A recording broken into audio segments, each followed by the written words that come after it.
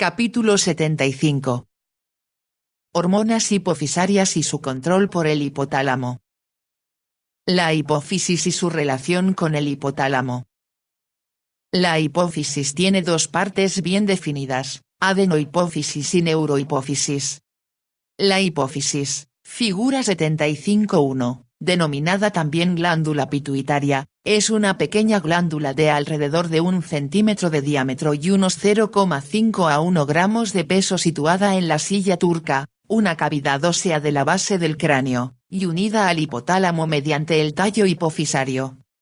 Desde una perspectiva fisiológica, la hipófisis se divide en dos partes bien diferenciadas, el lóbulo anterior o adenohipófisis y el lóbulo posterior o neurohipófisis. Entre ambos existe una pequeña zona poco vascularizada denominada parte intermedia, mucho menos desarrollada en la especie humana y mucho más grande y funcional en algunos animales inferiores. Desde el punto de vista embriológico, las dos porciones de la hipófisis tienen procedencias diferentes. La adenohipófisis deriva de la bolsa de Rathke, una invaginación embrionaria del epitelio faríngeo, y la neurohipófisis lo hace de una evaginación de tejido nervioso del hipotálamo. El origen de la adenohipófisis en el epitelio faríngeo explica la naturaleza epitelial de sus células, mientras que el origen de la neurohipófisis en el tejido nervioso justifica la presencia de abundantes células de tipo glial en esta glándula. La adenohipófisis secreta 6 hormonas peptídicas necesarias y otras de menor importancia, mientras que la neurohipófisis sintetiza 2 hormonas peptídicas importantes. Las hormonas de la adenohipófisis intervienen en el control de las funciones metabólicas de todo el organismo, según se demuestra en la figura 75.2. La hormona del crecimiento estimula el crecimiento de todo el cuerpo mediante su acción sobre la formación de proteínas y sobre la multiplicación y diferenciación celulares. La corticotropina controla la secreción de algunas hormonas corticosuprarrenales, que, a su vez, afectan al metabolismo de la glucosa, las proteínas y los lípidos.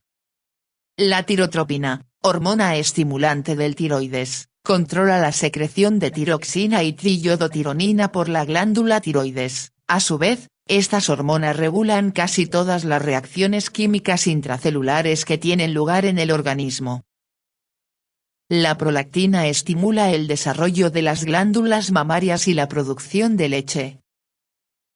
Por último, 2 hormonas gonadotrópicas distintas, la hormona estimulante de los folículos y la hormona luteinizante, controlan el crecimiento de los ovarios y los testículos, así como su actividad hormonal y reproductora. Las 2 hormonas secretadas por la neurohipófisis desempeñan otras funciones. La hormona antidiurética, denominada también vasopresina, controla la excreción de agua en la orina, con lo que ayuda a regular la concentración hídrica en los líquidos corporales. La oxitocina contribuye a la secreción de leche desde las glándulas mamarias hasta los pezones durante la lactancia, posiblemente, interviene también en el parto, al final de la gestación. La adenohipófisis contiene diversos tipos celulares que sintetizan y secretan hormonas. De ordinario, existe un tipo celular por cada hormona principal formada en la adenohipófisis. Mediante el uso de tinciones especiales a los anticuerpos de gran afinidad que se unen a cada una de las hormonas, resulta posible diferenciar al menos 5 tipos de células, figura 75.3. En la tabla 75.1 se resumen estos tipos celulares, junto con las hormonas que producen y sus funciones fisiológicas. Los 5 tipos de células son: 1. Somatótropas, hormona del crecimiento humana, GH. 2. Corticótropas, corticotropina, ACTH. 3. Tirotropas, tirotropina, TSH. 4. Gonadótropas, hormonas gonadotrópicas, es decir, la hormona luteinizante, LH, y la hormona folículo-estimulante, FSH. 5. Lactótropas, prolactina, PRL.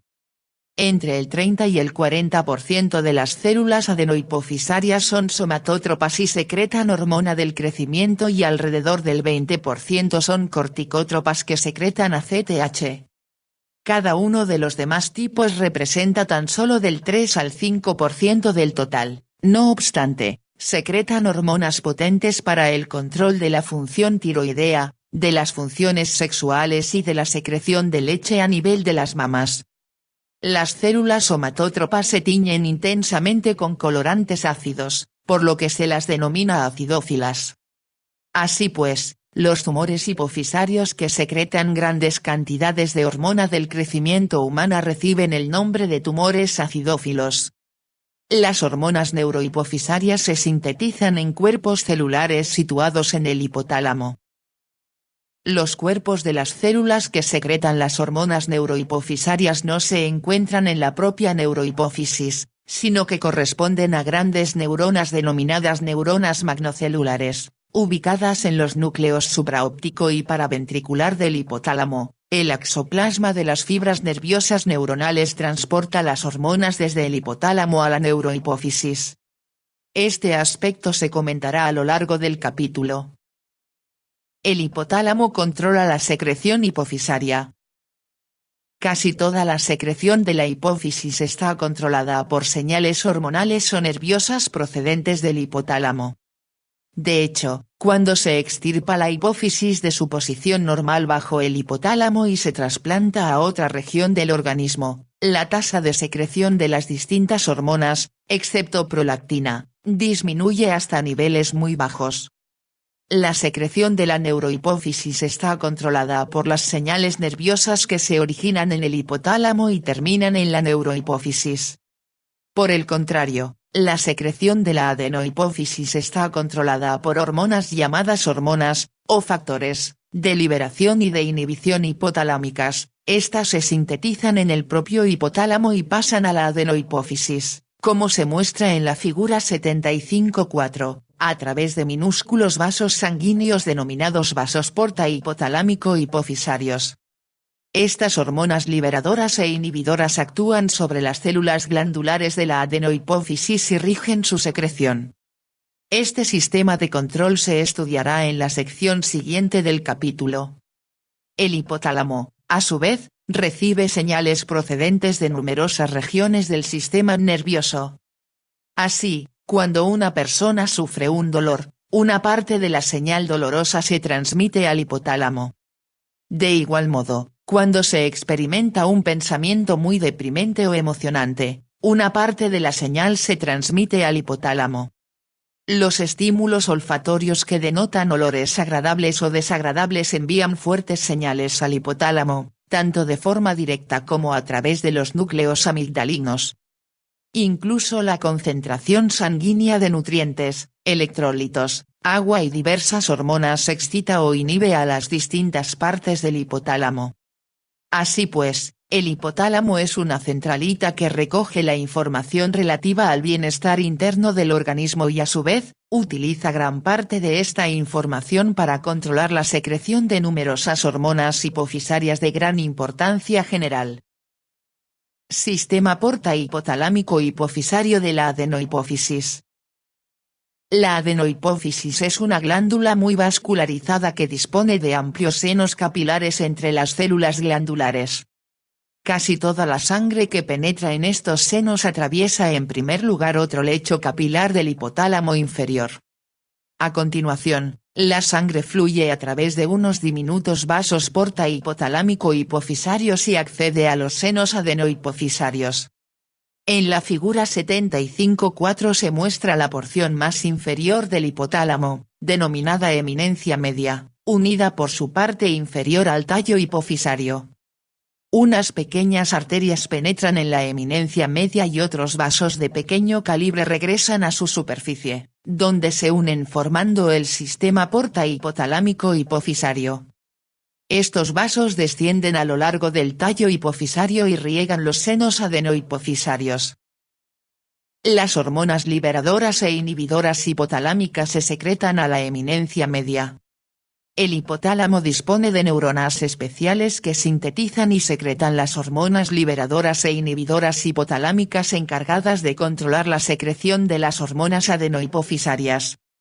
Estas neuronas se originan en diversas partes del hipotálamo y envían sus fibras nerviosas a la eminencia media y al tuber cinereum, una prolongación de tejido hipotalámico en el tallo hipofisario.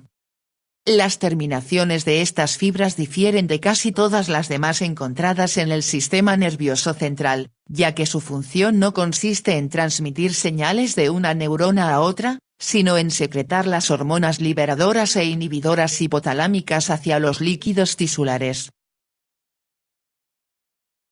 Estas hormonas pasan de inmediato al sistema porta hipotalámico hipofisario y viajan directamente a los senos de la glándula adenohipofisaria. Las hormonas liberadoras e inhibidoras hipotalámicas controlan la secreción de la adenohipófisis. La función de las hormonas liberadoras e inhibidoras consiste en controlar la secreción hormonal de la adenohipófisis. En el control de la mayoría de las hormonas adenohipofisarias intervienen sobre todo los factores liberadores, pero en lo que concierne a la prolactina, el mayor control se ejerce probablemente por una hormona hipotalámica inhibitoria. Las principales hormonas liberadoras e inhibidoras hipotalámicas se resumen en la tabla 75.2 y son las siguientes: 1. Tiroliberina u hormona liberadora de tirotropina, TRH, que induce la liberación de tirotropina. 2. Corticoliberina u hormona liberadora de corticotropina, CRH, que produce la liberación de corticotropina. 3. Somatoliberina u hormona liberadora de la hormona del crecimiento, GHRH, que produce la liberación de hormona del crecimiento, y hormona inhibidora de la hormona del crecimiento, GHIH, denominada también somatostatina, que inhibe la liberación de la hormona del crecimiento. 4. Gonadoliberina u hormona liberadora de las gonadotropinas, GnRH, que produce la liberación de dos hormonas gonadotrópicas, las hormonas luteinizante y folículo estimulante. 5. Hormona inhibidora de la prolactina, PIH, que inhibe la secreción de prolactina. Entre las hormonas hipotalámicas adicionales se incluye una que estimula la secreción de prolactina y quizás otras que inhiben la liberación de las hormonas adenohipofisarias. Las hormonas hipotalámicas más importantes se estudiarán con detalle en este y otros capítulos, junto con los sistemas hormonales específicos a los que controlan. El hipotálamo dispone de regiones específicas que controlan la secreción de hormonas liberadoras e inhibidoras concretas.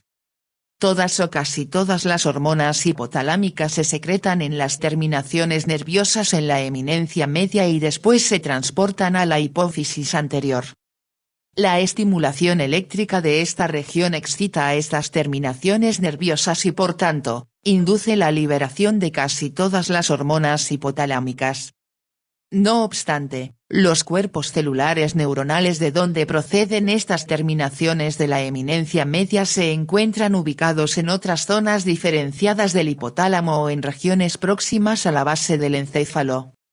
Apenas se conoce la localización específica de los cuerpos celulares neuronales que fabrican las distintas hormonas liberadoras o inhibidoras hipotalámicas, por lo que este aspecto no se tratará aquí.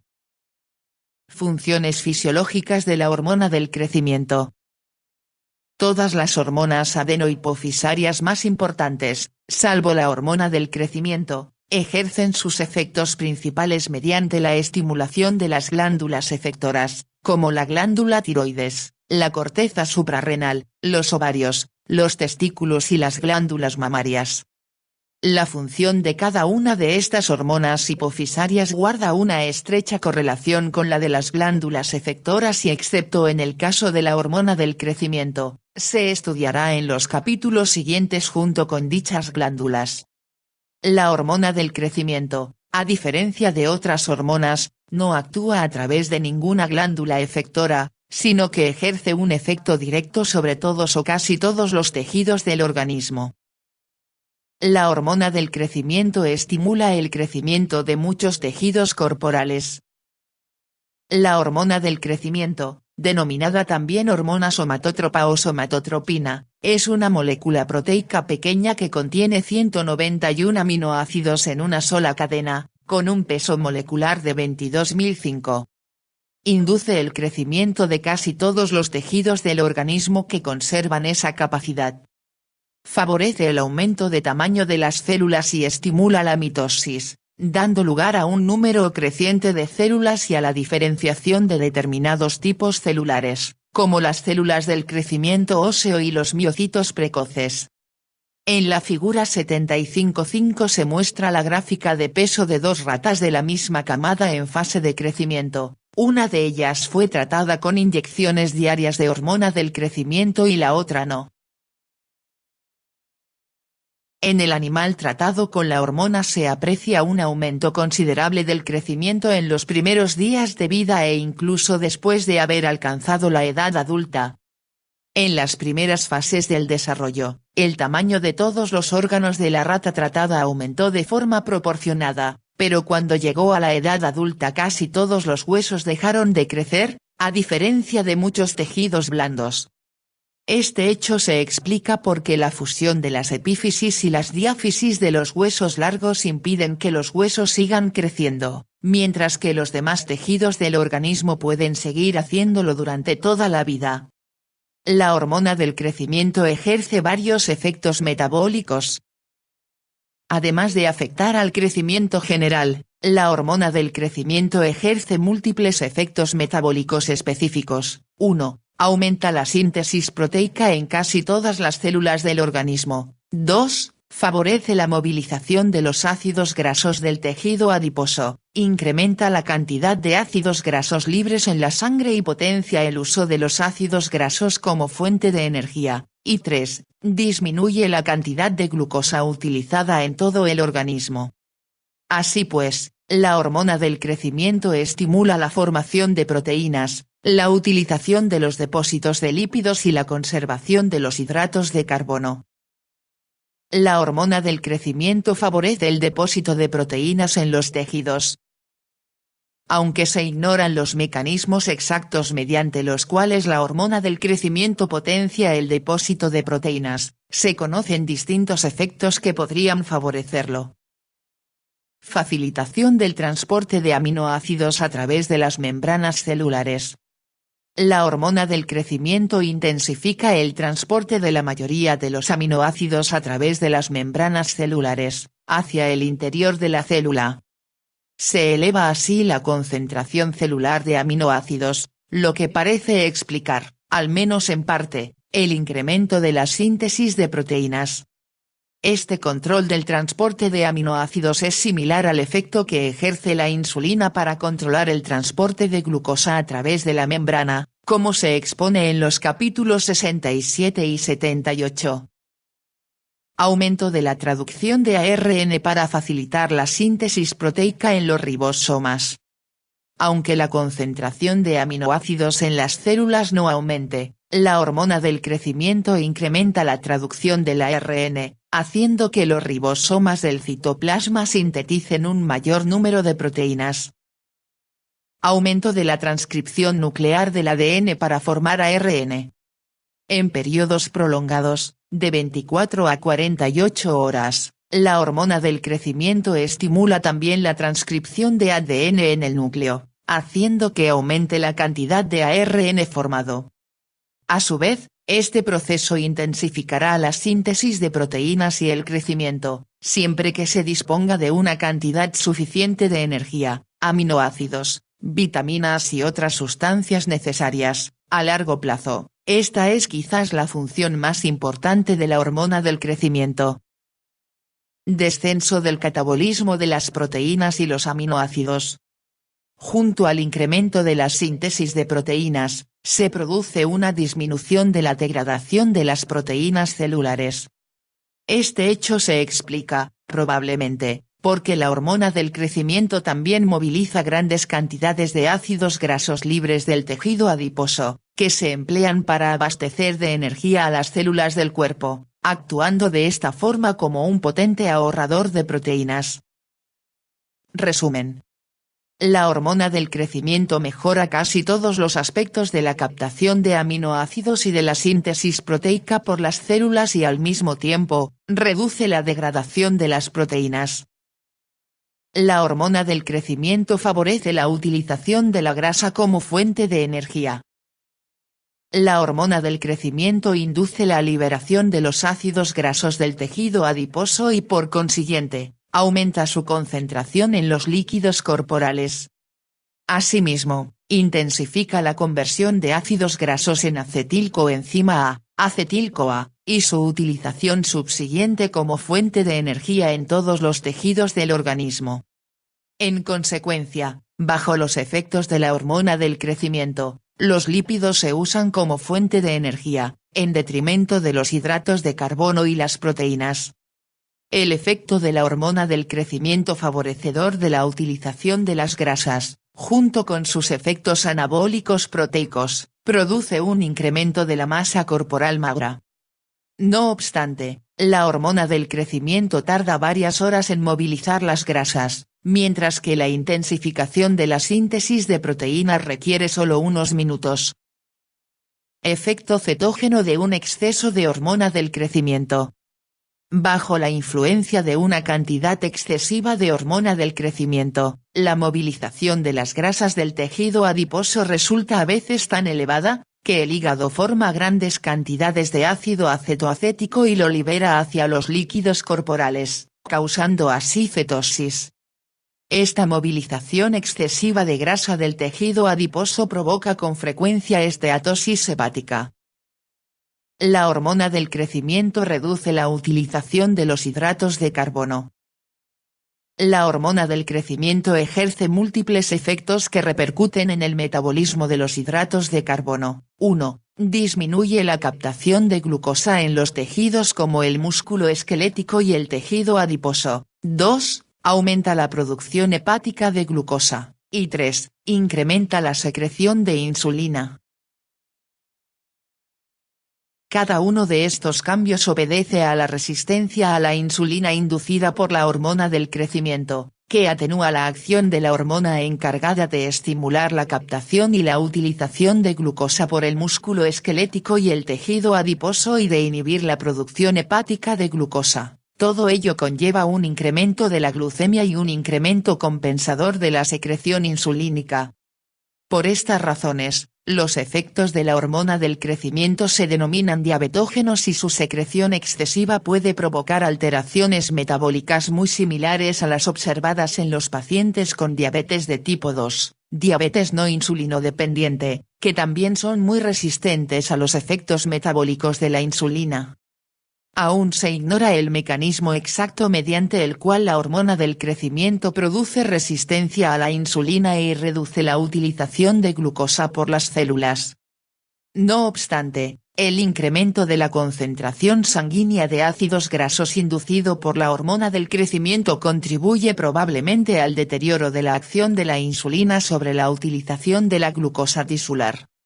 Los estudios experimentales indican que la elevación de las concentraciones sanguíneas de los ácidos grasos por encima del valor normal reduce con rapidez la sensibilidad del hígado y del músculo esquelético a los efectos de la insulina sobre el metabolismo de los hidratos de carbono.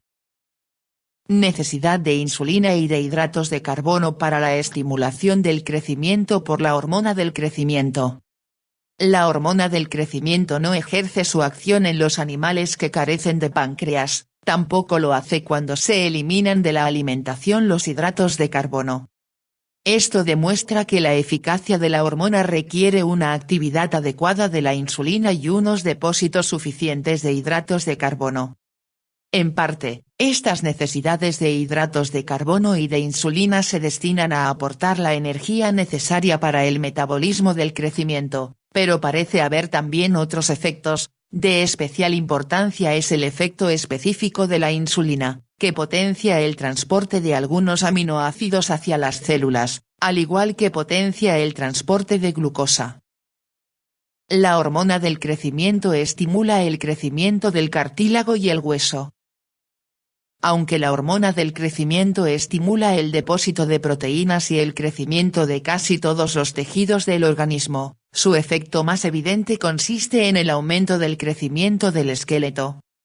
Este ocurre como consecuencia de los múltiples efectos que ejerce la hormona del crecimiento sobre el hueso, entre los que destacan: 1. Aumento del depósito de proteínas por acción de las células condrocíticas y osteogénicas inductoras del crecimiento óseo. 2. La mayor velocidad de reproducción de estas células. Y 3. Un efecto específico consistente en la conversión de los condrocitos en células osteogénicas, con lo que se produce el depósito específico de hueso nuevo.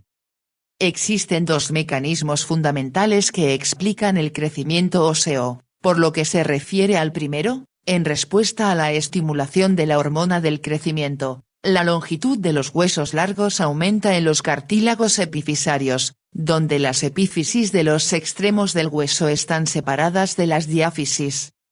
Este crecimiento produce en primer lugar el depósito de cartílago nuevo, seguido de su conversión en hueso nuevo. En consecuencia, las diáfisis se alargan, separándose cada vez más de las epífisis. Al mismo tiempo, el cartílago epifisario va desapareciendo, de modo que al final de la adolescencia ya no queda cartílago epifisario adicional que permita seguir creciendo a los huesos largos. En esas circunstancias tiene lugar la fusión ósea entre la diáfisis y la epífisis en cada uno de los extremos y el crecimiento en longitud de los huesos largos se detiene. En el segundo mecanismo del crecimiento óseo, los osteoblastos del periósteo óseo y de algunas cavidades óseas depositan hueso nuevo en la superficie del viejo. Al mismo tiempo, los osteoclastos, estudiados con detalle en el capítulo 79, eliminan el hueso viejo. Cuando el ritmo de aposición supera al de resorción, el grosor del hueso aumenta. La hormona del crecimiento tiene un potente efecto estimulante de los osteoblastos. En consecuencia, el grosor de los huesos puede seguir aumentando durante toda la vida bajo los efectos de la hormona del crecimiento. Este es el caso, sobre todo, de los huesos membranosos. Por ejemplo, a veces, estimula el crecimiento de los huesos de la mandíbula incluso después de la adolescencia, con la consiguiente prominencia de la barbilla y los dientes inferiores. De igual modo, los huesos del cráneo aumentan de grosor y originan una protuberancia ósea por encima de los ojos. La hormona del crecimiento ejerce muchos de sus efectos a través de sustancias intermedias denominadas somatomedinas, también denominadas factores de crecimiento pseudoinsulínicos. Cuando se aplica directamente hormona de crecimiento a los condrocitos cultivados fuera del organismo, rara vez proliferan o aumentan de tamaño. No obstante, cuando se inyecta al animal intacto, sí induce la proliferación y el crecimiento de esas mismas células. En pocas palabras, se ha constatado que la hormona del crecimiento actúa sobre el hígado, y en menor medida sobre otros tejidos, para formar pequeñas proteínas denominadas somatomedinas que, a su vez, ejercen un potente efecto estimulador de todos los aspectos del crecimiento óseo. Muchos de estos efectos de la somatomedina sobre el crecimiento se asemejan a los de la insulina.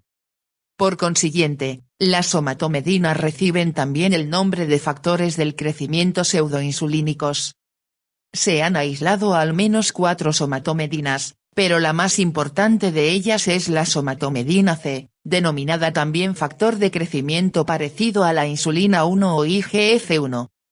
El peso molecular de la somatomedina C oscila en torno a 7500 y su concentración plasmática guarda una estrecha correlación con la velocidad de secreción de la hormona del crecimiento.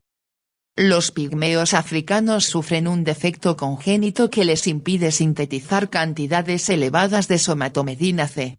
Por consiguiente, aunque presentan una concentración plasmática de hormona del crecimiento normal o elevada, en el plasma se detectan cifras bajas de somatomedina C, parece que este hecho explica la escasa estatura de este pueblo. Algunos otros enanos, el enano de Levi-Lorain, también presentan este problema.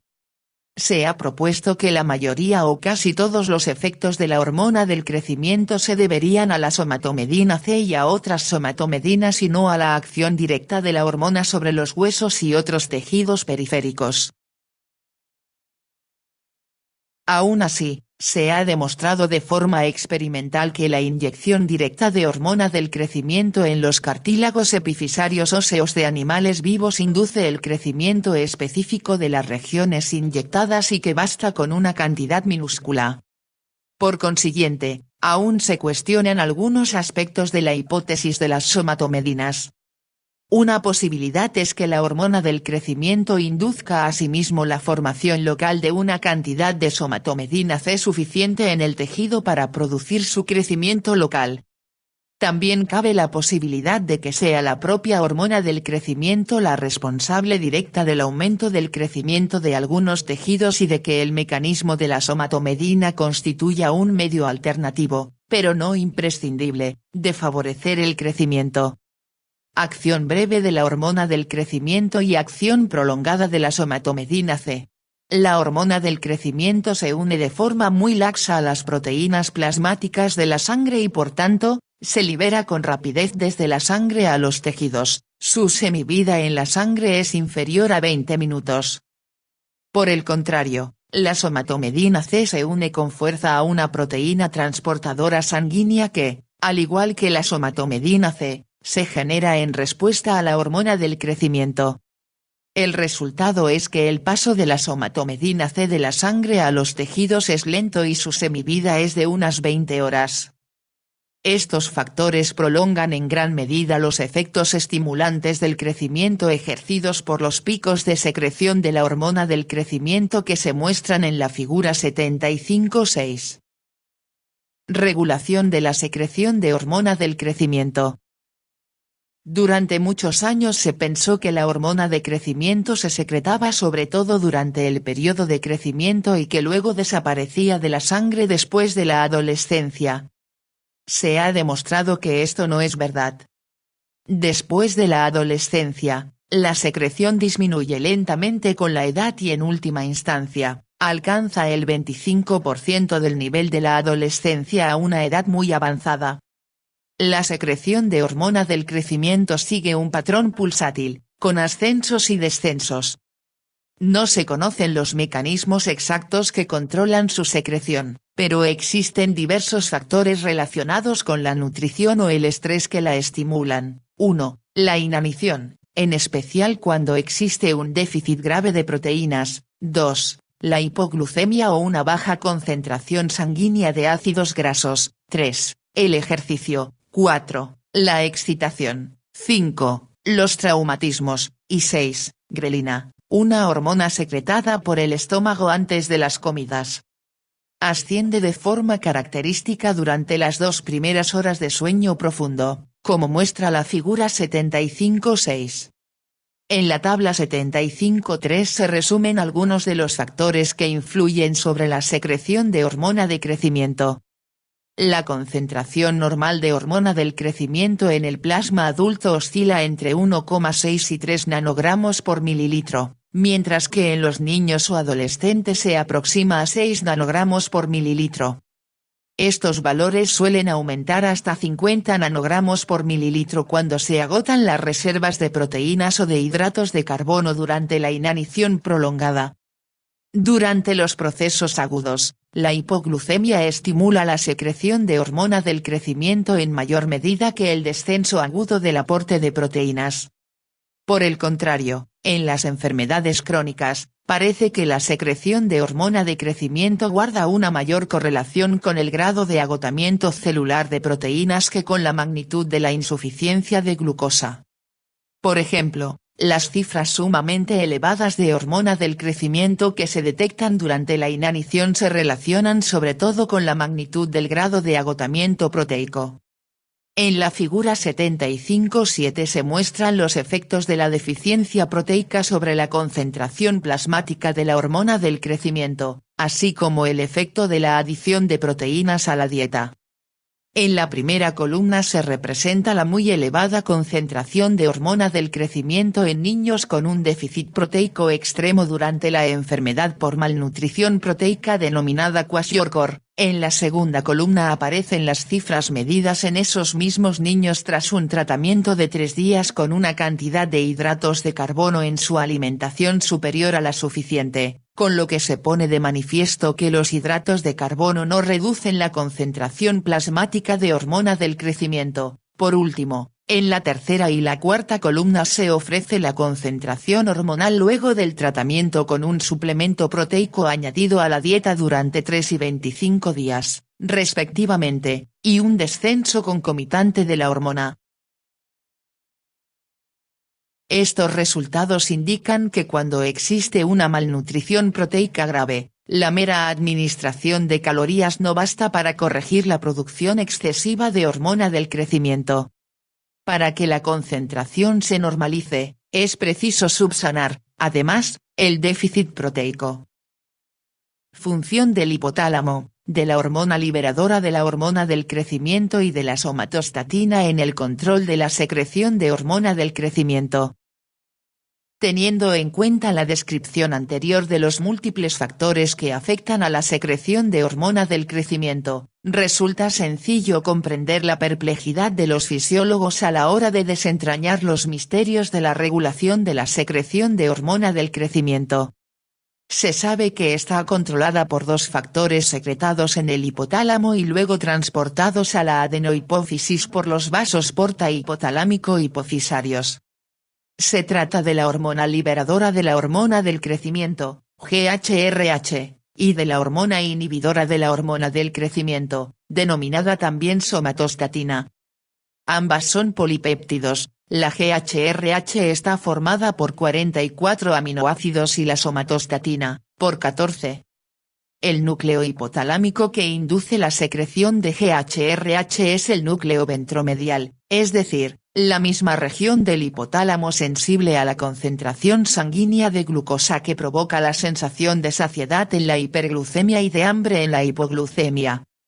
La secreción de somatostatina está controlada por otras regiones adyacentes del hipotálamo.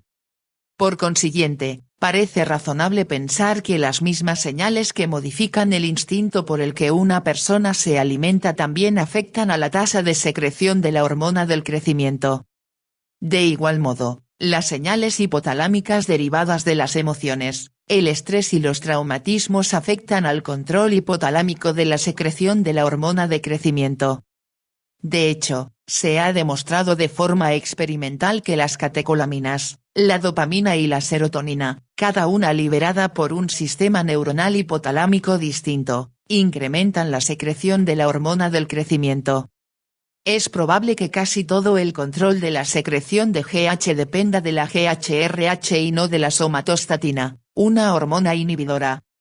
La GHRH estimula la secreción de la hormona del crecimiento mediante unión a receptores de membrana específicos en la superficie externa de las células de la GH que se encuentran en la adenohipófisis. A su vez, estos receptores activan al sistema de adenilato ciclasa de la membrana celular, haciendo que la concentración intracelular de monofosfato de adenosina cíclico ascienda. A su vez, este ejerce efectos a corto y largo plazo. El efecto a corto plazo consiste en un incremento del transporte del ion calcio a la célula, que en varios minutos provoca la fusión de las vesículas secretoras de hormona del crecimiento con la membrana celular y la liberación de la hormona hacia la sangre. El efecto a largo plazo es un incremento de la transcripción de genes en el núcleo, con aumento de la síntesis de nueva hormona del crecimiento. Cuando se inyecta directamente la hormona del crecimiento en la sangre de un animal durante varias horas, la tasa de secreción endógena de la hormona disminuye.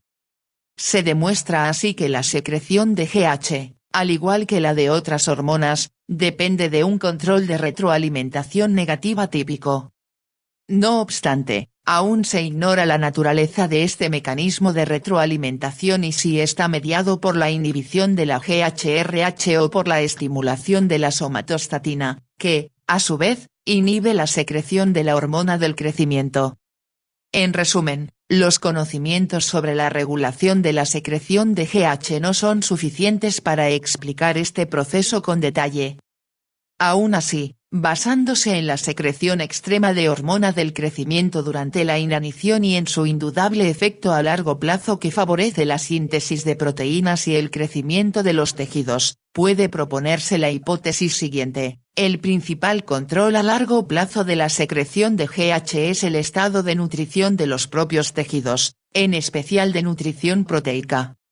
Es decir, una deficiencia nutricional o una necesidad excesiva de proteínas celulares por los tejidos, por ejemplo después de un esfuerzo intenso que agote los depósitos de nutrientes de los músculos, aumentarán de alguna manera la secreción de GH. A su vez, la hormona del crecimiento estimulará la síntesis de nuevas proteínas y al mismo tiempo, conservará las ya existentes en las células.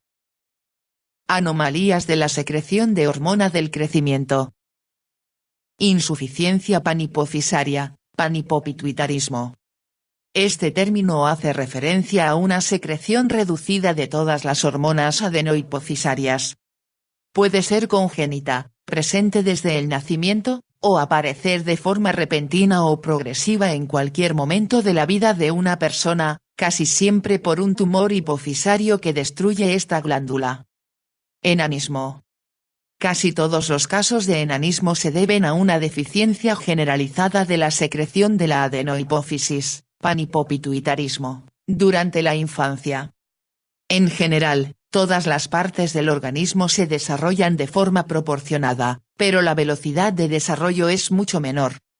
Los niños de 10 años presentan el desarrollo corporal de uno de 4 o 5 y cuando llegan a los 20 años tienen el desarrollo corporal de un niño de 7 a 10 años.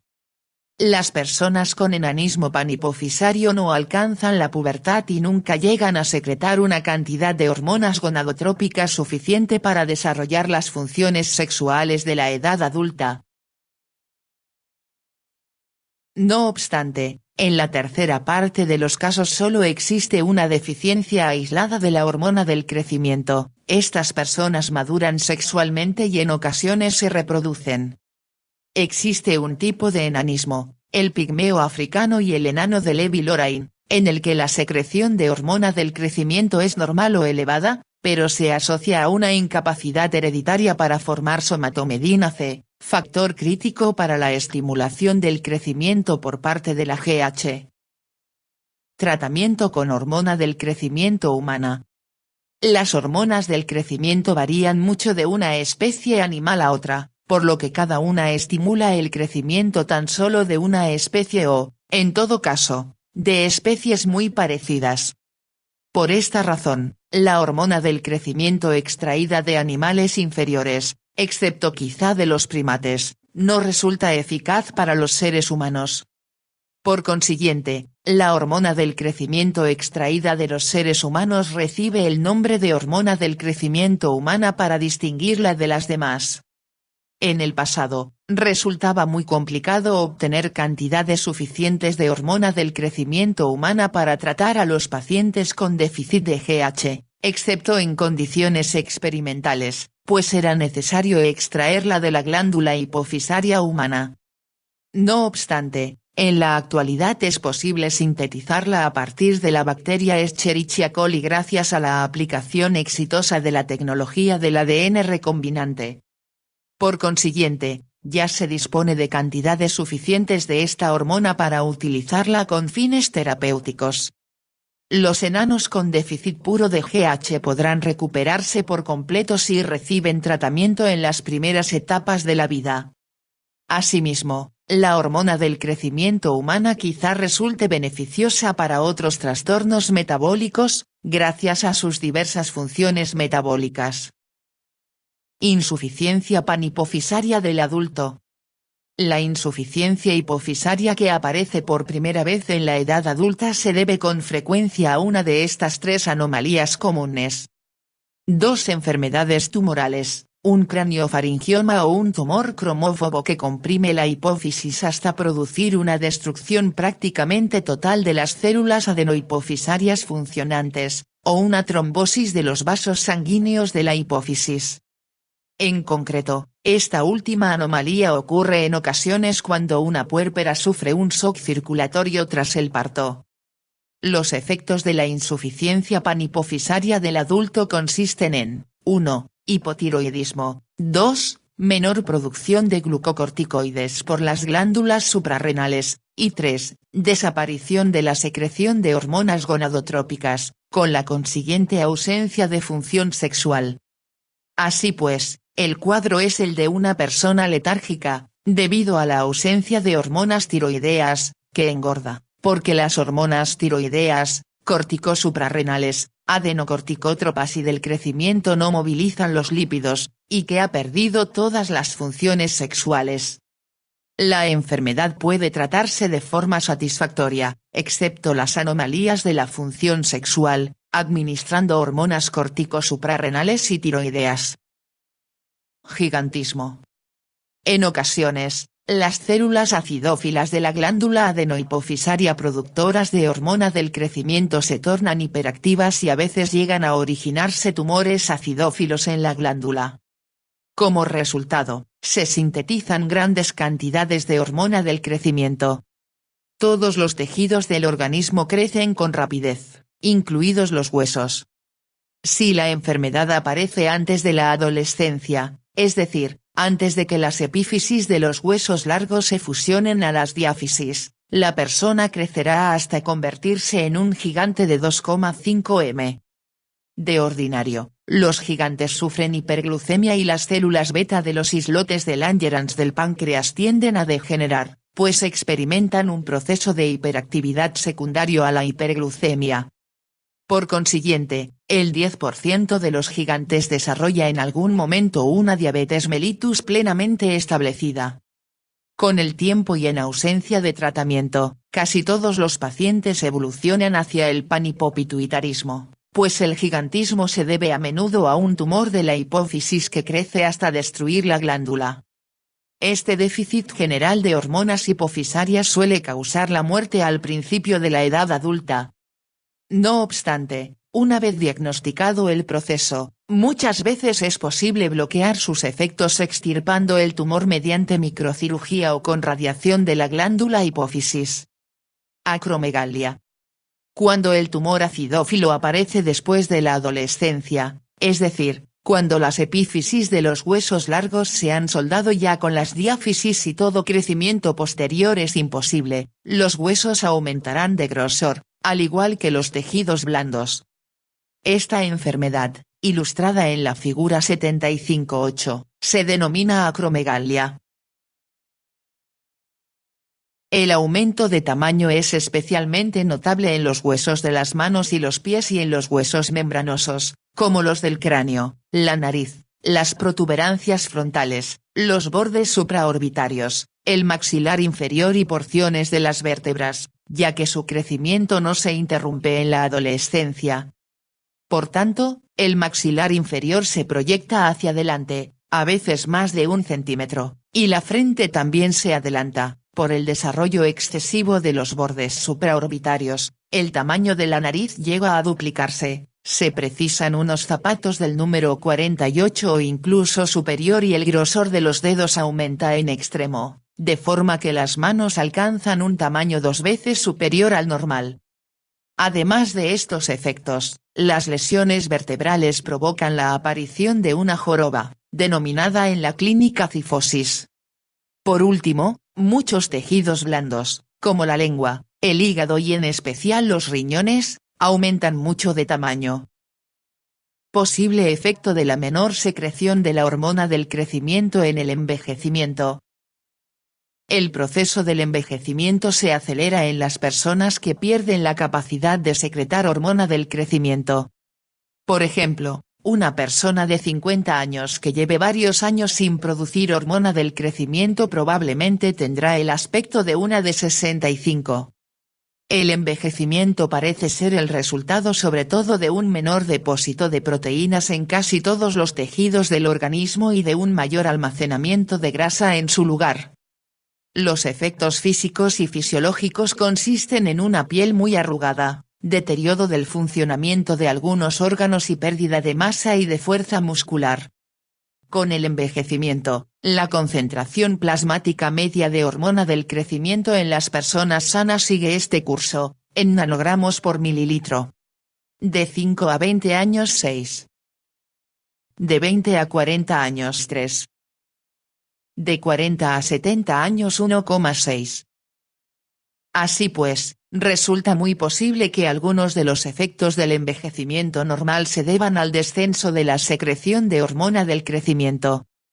De hecho, en algunos estudios de tratamiento con esta hormona en personas de edad madura se han observado 3 efectos beneficiosos: 1. Mayor depósito de proteínas en el organismo, en especial en los músculos; 2. Disminución de los depósitos de grasa; y 3. Sensación de mayor energía.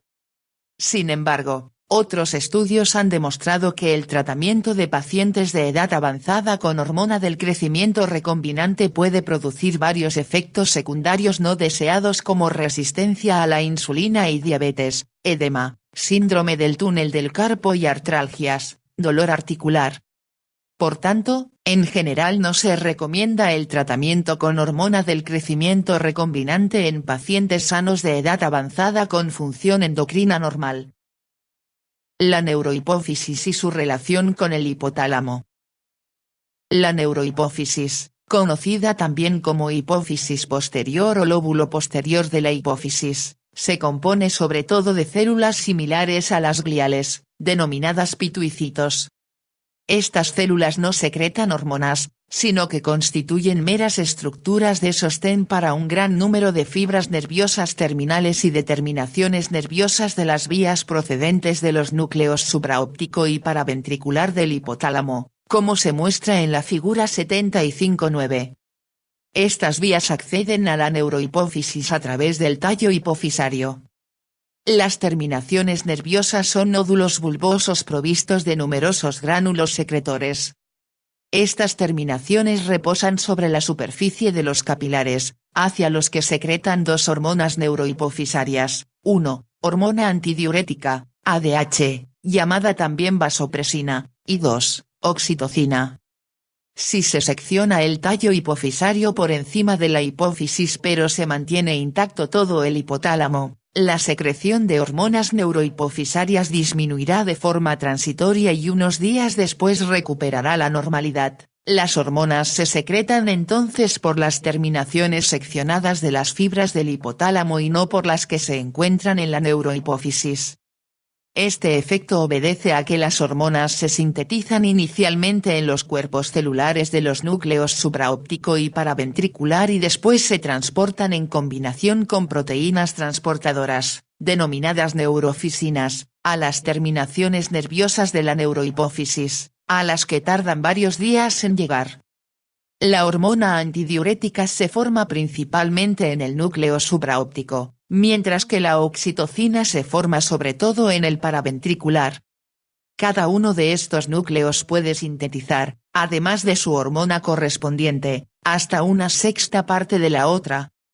Cuando se transmiten los impulsos nerviosos a lo largo de las fibras desde los núcleos supraóptico o paraventricular, los gránulos secretores de las terminaciones nerviosas liberan de inmediato la hormona, mediante un proceso de secreción habitual conocido como exocitosis, y aquella penetra en los capilares adyacentes. La neurofisina y la hormona correspondiente se secretan a la vez, pero dado que su unión es laxa, la hormona se separa con gran rapidez. Tras abandonar las terminaciones nerviosas, la neurofisina no ejerce función conocida alguna. Estructuras químicas de la hormona antidiurética y la oxitocina. La oxitocina y la hormona antidiurética, vasopresina, son polipéptidos de 9 aminoácidos cada uno, con las secuencias siguientes: vasopresina, cisteína, tirosina, fenilalanina, glicina, asparragina, cisteína, prolina, arginina y glicina en el extremo aminoterminal. Oxitocina, cisteína, tirosina, isoleucina, glicina, asparragina, cisteína, prolina, leucina y glicina en el extremo aminoterminal. Obsérvese que estas dos hormonas son prácticamente idénticas, salvo porque la vasopresina contiene fenilalanina y arginina, en lugar de isoleucina y leucina. La similitud de ambas moléculas explica la semejanza de sus funciones. Funciones fisiológicas de la hormona antidiurética. La inyección de cantidades minúsculas de hormona antidiurética, de tan solo 2 nanogramos, reduce la excreción renal de agua, antidiuresis. Este efecto antidiurético se estudió con detalle en el capítulo 28. En pocas palabras, si no existe hormona antidiurética, los túbulos y conductos colectores serán prácticamente impermeables al agua, lo que evitará su reabsorción e inducirá una pérdida extrema de líquido en la orina, que estará muy diluida. Por el contrario, en presencia de hormona antidiurética, aumenta en gran medida la permeabilidad de los conductos y túbulos colectores, por lo que casi toda el agua se reabsorbe a medida que el líquido tubular atraviesa estos conductos, haciendo que el organismo conserve el agua y produzca una orina muy concentrada. No se conoce por completo el mecanismo exacto por el que la hormona antidiurética incrementa la permeabilidad de los túbulos colectores. Sin la hormona, las membranas luminales de las células epiteliales de los túbulos son prácticamente impermeables al agua. No obstante, en el interior de la membrana celular existe un gran número de vesículas especiales que contienen poros muy permeables al agua denominados acuaporinas. Cuando la hormona antidiurética actúa en la célula, se combina primero con los receptores de membrana que activan a la adenilatociclasa e inducen la formación de AMP cíclico en el citoplasma de las células tubulares. Esto, a su vez, provoca la fosforilación de los elementos contenidos en las vesículas especiales, lo que determina la inserción de dichas vesículas en las membranas celulares apicales y proporciona así numerosas zonas muy permeables al agua. Todo este proceso dura entre 5 y 10 minutos.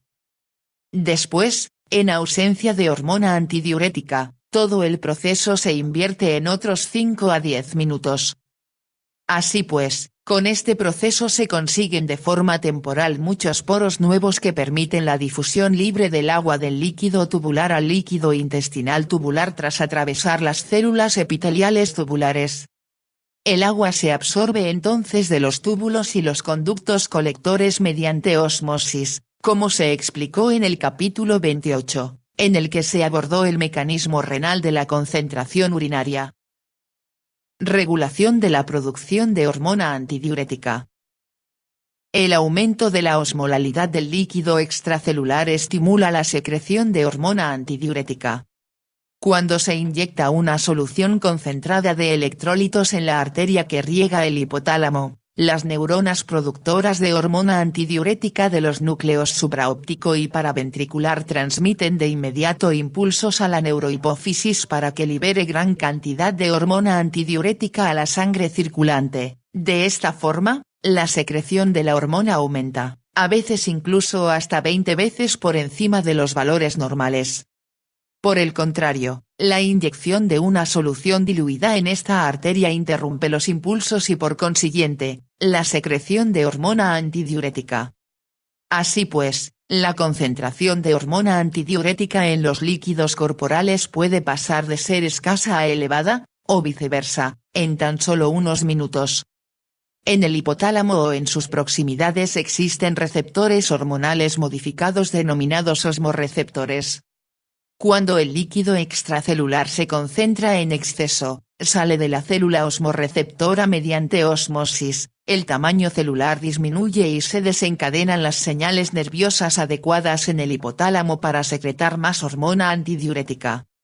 Por el contrario, cuando el líquido extracelular se diluye en exceso, el agua se mueve mediante ósmosis en la dirección opuesta, hacia el interior de las células, y amortigua la señal para la secreción de hormona antidiurética. Aunque algunos investigadores opinan que estos osmorreceptores se localizan en el propio hipotálamo, posiblemente en el núcleo supraóptico, otros creen que se hallan en el órgano vasculoso, una estructura muy vascularizada de la pared anteroventral del tercer ventrículo. Cualquiera que sea el mecanismo, los líquidos corporales concentrados estimulan la actividad del núcleo supraóptico, mientras que los diluidos la inhiben. Por tanto, se dispone de un sistema de control por retroalimentación para regular la presión osmótica total de los líquidos del cuerpo. En el capítulo 28 se estudió con más detalle el control de la secreción de hormona antidiurética y la acción de la hormona antidiurética en el control de la función renal y la osmolalidad de los líquidos corporales. Un volumen sanguíneo y una presión arterial bajos estimulan la secreción de hormona antidiurética, efectos vasoconstrictores de la hormona antidiurética. Aunque pequeñas concentraciones de hormona antidiurética son suficientes para la conservación renal de agua, concentraciones más elevadas ejercen un potente efecto y contraen todas las arteriolas del organismo, con el consiguiente ascenso de la presión arterial. Por esta razón, la hormona antidiurética recibe también el nombre de vasopresina. Uno de los estímulos que intensifican la secreción de hormona antidiurética consiste en la disminución del volumen sanguíneo. Este efecto resulta especialmente llamativo cuando el volumen sanguíneo desciende en un 15 a un 25% o más. En estas condiciones, la secreción de la hormona llega a aumentar hasta 50 veces por encima de su valor normal. La causa de este proceso se explicará a continuación. Las aurículas poseen receptores de distensión que se excitan cuando el llenado es excesivo. Una vez excitados, estos receptores envían señales al encéfalo para inhibir la secreción de hormona antidiurética. Por el contrario, si no se excitan porque el llenado es escaso, se producirá el efecto contrario, la secreción de hormona antidiurética se incrementará enormemente. La disminución de la distensión de los vasoreceptores de las regiones carotídea, aórtica y pulmonar también favorece la secreción de hormona antidiurética. Véanse en el capítulo 28 otros detalles sobre este mecanismo de retroalimentación volumen sanguíneo presión. Oxitocina. La oxitocina produce la contracción del útero gestante. Como indica su nombre, la hormona oxitocina estimula con fuerza la contracción del útero en el embarazo, en especial al final de la gestación. Por consiguiente, muchos tocólogos piensan que esta hormona es la responsable, al menos en parte, de la inducción del parto. Esta opinión está respaldada por los siguientes hechos. 1. Cuando se secciona la hipófisis de la hembra preñada, la duración del periodo de dilatación aumenta mucho, lo que indica un posible efecto de la oxitocina durante el parto. 2. La concentración plasmática de oxitocina asciende durante el parto, en especial en la última fase. 3. La estimulación del cuello uterino de la hembra preñada desencadena señales nerviosas que pasan al hipotálamo e incrementan la secreción de oxitocina. Estos efectos y este posible mecanismo que facilita el nacimiento se estudian con más detalle en el capítulo 82. La oxitocina estimula la expulsión de leche por las mamas. La oxitocina también desempeña una función esencial en la lactancia. Se conocen más detalles acerca de esta función que de la relacionada con el nacimiento. Durante la lactancia, induce la expulsión de leche desde los alvéolos hasta los conductos mamarios, de forma que el hijo pueda extraerla mamando. El mecanismo es el siguiente: el estímulo de succión en el pezón mamario desencadena la transmisión de señales a través de nervios sensitivos a las neuronas secretoras de oxitocina de los núcleos paraventricular y supraóptico del hipotálamo, haciendo que la neurohipófisis libere la hormona. A continuación, la oxitocina llega por la sangre hasta las mamas, donde induce la contracción de las células mioepiteliales que rodean y forman un entramado alrededor de los alvéolos de las glándulas mamarias. Menos de un minuto después de comenzar la succión, comienza a fluir la leche. Este mecanismo se denomina chorro de leche o expulsión de leche y se comentará con más detalle en el capítulo 82, en relación con la fisiología de la lactancia.